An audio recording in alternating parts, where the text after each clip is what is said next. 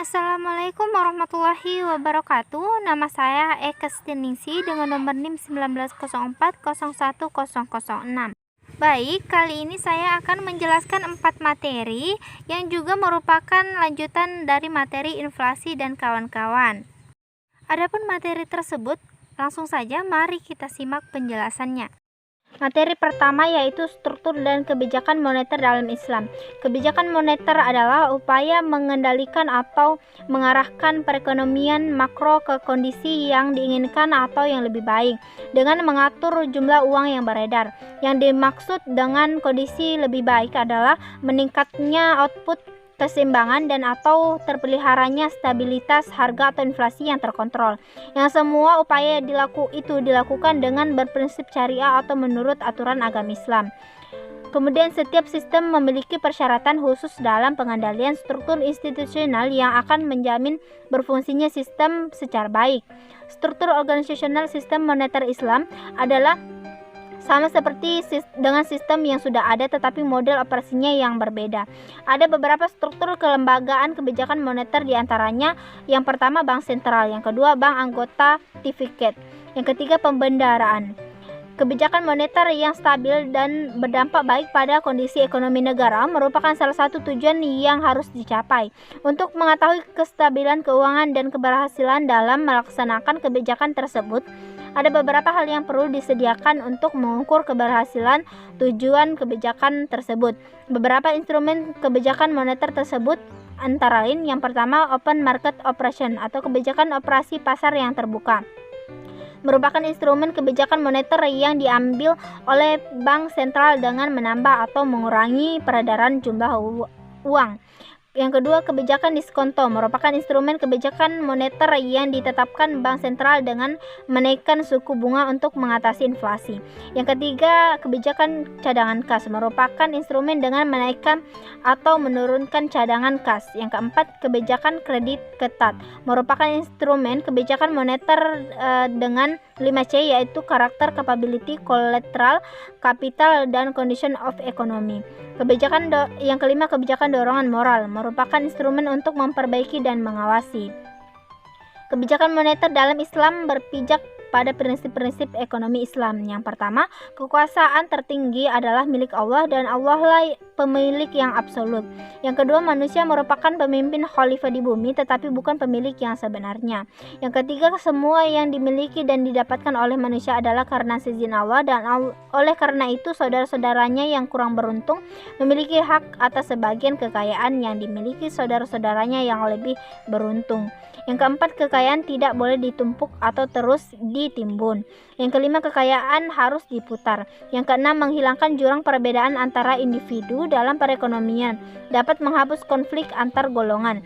Yang ketujuh, menetapkan kewajiban yang sifatnya wajib dan sukarela bagi semua individu, termasuk bagi anggota masyarakat yang miskin.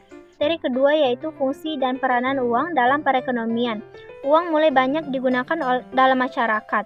Penggunaan uang oleh masyarakat karena uang memiliki 4 fungsi. Yang pertama, uang sebagai alat tukar-menukar atau medium of exchange. Yang kedua, uang sebagai satuan nilai atau measure of value. Yang ketiga, uang sebagai standar atau ukuran pembayaran yang tertunda atau standar for deferred payment. Yang keempat, uang sebagai alat penyimpanan nilai dan kekayaan, store of value dan store of wealth. Peran uang dalam perekonomian. Peran lain dari uang adalah sebagai penyimpanan nilai. Kita bisa menyimpan uang dengan cara menabung dan dapat kita gunakan ketika kita membutuhkan dan untuk kebutuhan-kebutuhan kita di masa depan. Uang merupakan tempat penyimpanan yang sangat praktis karena kapan saja kita perlukan bisa kita ambil. Peran uang dalam perekonomian dapat diibaratkan darah yang mengalir dalam tubuh manusia. Jika kita kekurangan darah, manusia seakan-akan hendak mati. Demikian juga ketika kita kekurangan uang, bagaikan kekurangan darah, akan mengakibatkan gairah hidup manusia menurun dan melemah. Untuk manusia berlomba-lomba mencari uang dari pagi ke pagi agar mereka bisa memenuhi kebutuhan hidupnya. Namun tidak sedikit orang yang menghalalkan segala cara demi terkumpulnya pundi-pundi rupiah. Seseorang mampu melakukan apa saja, misalnya mencuri, menjadi pembunuh bayaran, dan lain-lain yang diharamkan oleh agama. Pada zaman sekarang, uang telah merajai segalanya dengan kebutuhan hidup yang sangat banyak dan harga barang-barang yang semakin mahal, membuat semua orang berpikir keras untuk mencari uang. Semakin banyak uang yang mereka punya, maka kebutuhan mereka akan terpenuhi. Hal tersebut disebabkan kebutuhan fisik manusia tidak lain adalah berupa barang dan jasa. Untuk memenuhi kebutuhan akan barang dan jasa tersebut, cara yang paling mudah adalah dengan memiliki sesuatu yang disebut dengan uang. Materi ketiga yaitu kebijakan dan instrumen moneter dalam Islam. Tujuan kebijakan moneter sendiri itu adalah untuk mencapai tingkat pertumbuhan ekonomi tinggi secara berkelanjutan dengan tetap mempertahankan kestabilan harga. Instrumen-instrumen kebijakan moneter dalam Islam. Strategi kebijakan moneter harus diimplementasikan pada tataran teknis. Dalam hal ini, instrumen moneter Islam sebagaimana strategi moneter Islam yang melarang penggunaan bunga. Maka instrumen moneter Islam juga demikian. Penjelasan mengenai instrumen moneter dalam Islam akan dijelaskan berdasarkan 3 mazhab, yakni yang pertama mazhab istiqoduna, mazhab mainstream, dan mazhab alternatif. Perbedaan dari ketiga mazhab ini dapat disebabkan karena masa atau zaman yang berbeda. Adapun instrumen yang digunakan dari ketiga mazhab tersebut, yang pertama mazhab istiqoduna. Pada masa awal Islam dapat dikatakan bahwa tidak diperlukan suatu kebijakan moneter karena hampir tidak adanya sistem perbankan dan minimnya penggunaan uang. Yang kedua, mazhab mainstream. Tujuan dari kebijakan moneter adalah memaksimalisasi sumber daya atau research yang ada agar dapat dialokasikan pada kegiatan perekonomian yang lebih produktif. Materi yang keempat yaitu pandangan Islam terhadap valuta asing dalam pengembangan ekonomi. Valuta asing atau biasa disingkat falas adalah mata uang yang digunakan atau diakui dalam perdagangan internasional. Dalam pengertian lain, valuta asing adalah pertukaran atau konversi mata uang suatu negara dengan negara lainnya. Contohnya, kamu bisa menukarkan uang rupiah dengan dolar dengan nilai harga jual yang berlaku pada saat itu. Naik dan turunnya nilai valuta asing bisa disebabkan oleh banyak hal. Konsep jual beli mata uang atau valuta asing dalam Islam disebut dengan al-sarf. Pada dasarnya, jual beli ini diperbolehkan dalam Islam. Diperbolehkannya akad al-sarf ini juga merujuk pada fatwa DSN MUI tahun 2002 tentang jual beli mata uang.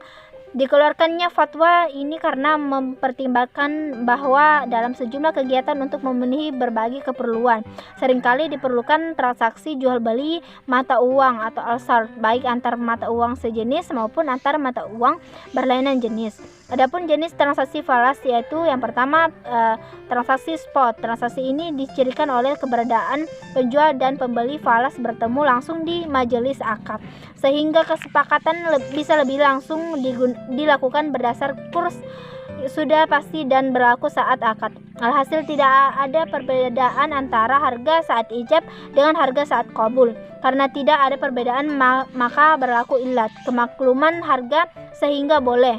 Kedua, transaksi forward. Transaksi ini dicirikan mekanisme pemesanan falas di beberapa waktu yang akan datang dengan pola pemesanan dengan sesuai dengan harga sekarang. Ketiga, transaksi future. Transaksi ini dikenal juga sebagai kontrak berjangka. Keempat, transaksi swap dicirikan dengan menyimpulkan berbagai mekanisme transaksi yang berlaku pada pasar tiga falas tersebut, maka secara umum transaksi yang dipandang secara sah adalah transaksi spot, dan ini berlaku pada pasar bursa tradisional semacam jasa money changer dan sejenisnya. Adapun model transaksi lainnya yaitu option, swap, future, dan forward merupakan transaksi yang diperselisihkan kebolehannya dan menghendaki perincian lebih lanjut.